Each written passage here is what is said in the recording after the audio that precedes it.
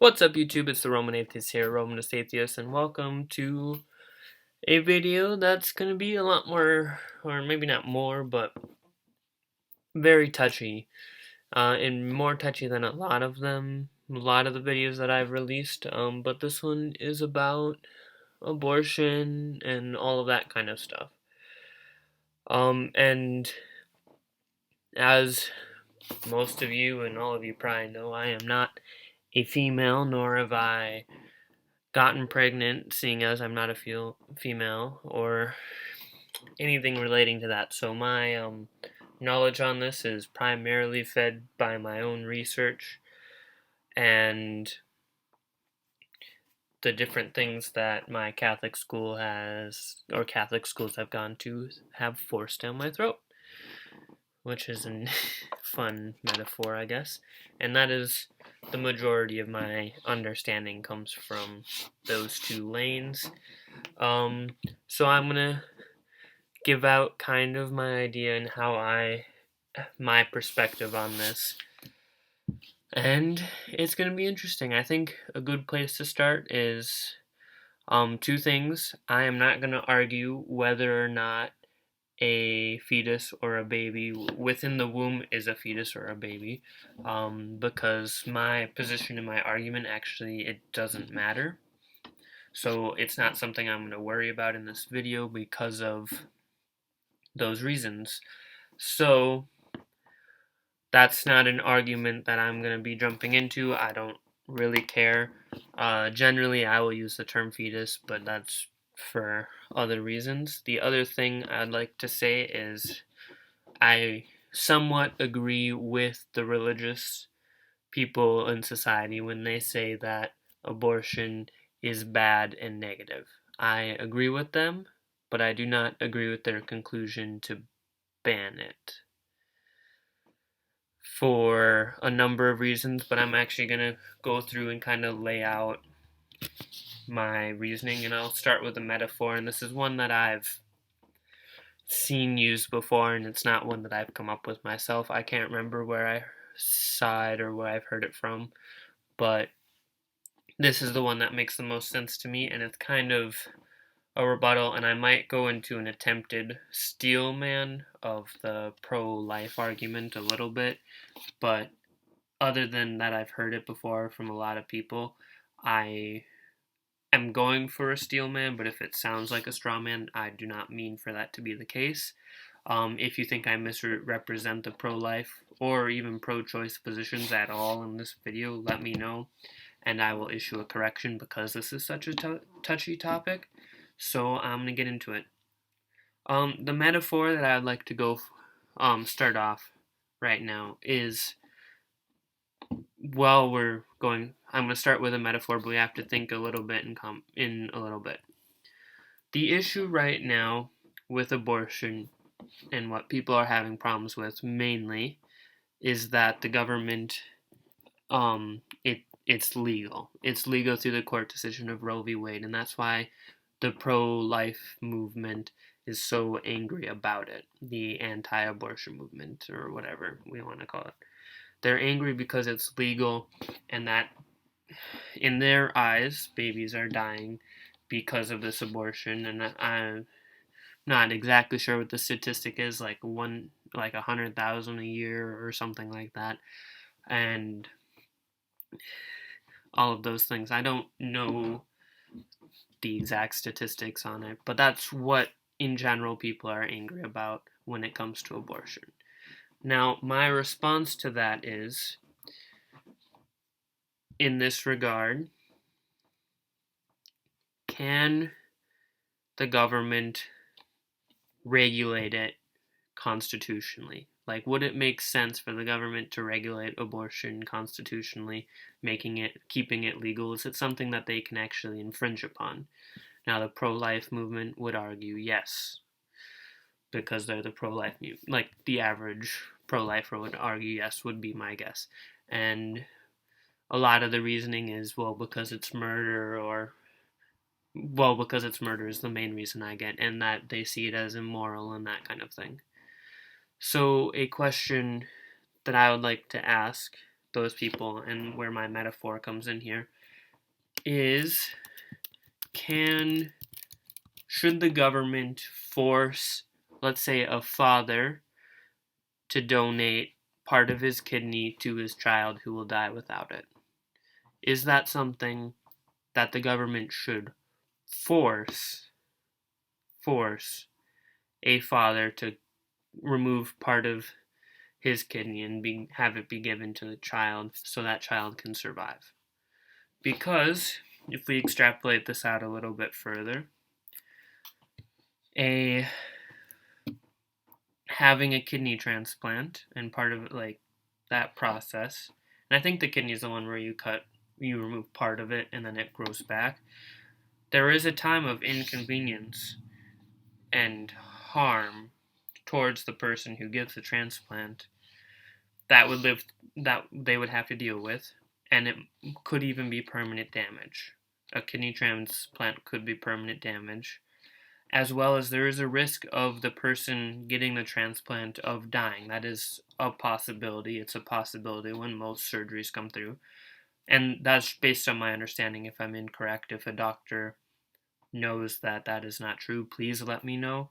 But from my understanding, most surgeries, especially when you put someone under or asleep for an amount of time, just in general, there is some risk to that. So, can the government regulate that father and force that father to do that? And I would argue the government should not regulate the father to do so, which is why my position is the government should not regulate abortion, because I would argue that a woman carrying a child for those 9 months is A, inconvenient, B, could be life-threatening, and C, could create long-term scars for the woman involved, as well as there's a lot of other possibilities of reasons like mental trauma that could be connected to this child. There's a lot of reasons why someone would want an abortion, and I would argue, now I'm trying to say this as eloquently and as uncontroversially as possible. I would like to argue that it's not the government's job to regulate abortions, like it's not the job of the government to say whether or not a father and force a father to, or mother, just in general, to donate a kidney to their dying child. I would like, that's just my position.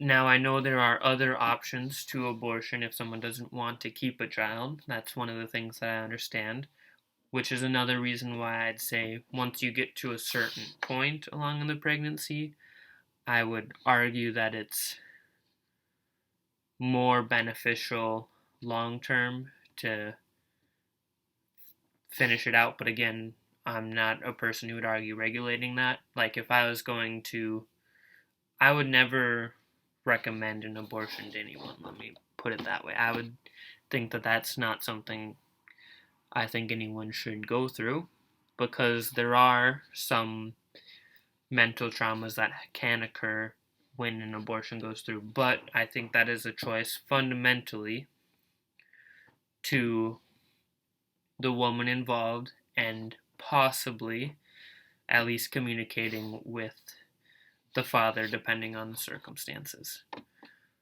That being said, I still think there are a lot of issues with the abortion process. I think since it should be kept legal, there should be systems to make it much less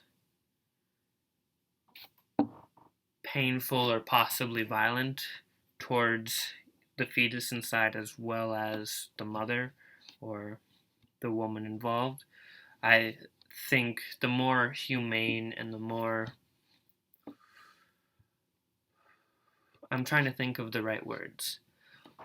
I think a way of comparing it is on death row when an inmate is executed using chemicals. there's a possibility of immense harm before the actual death.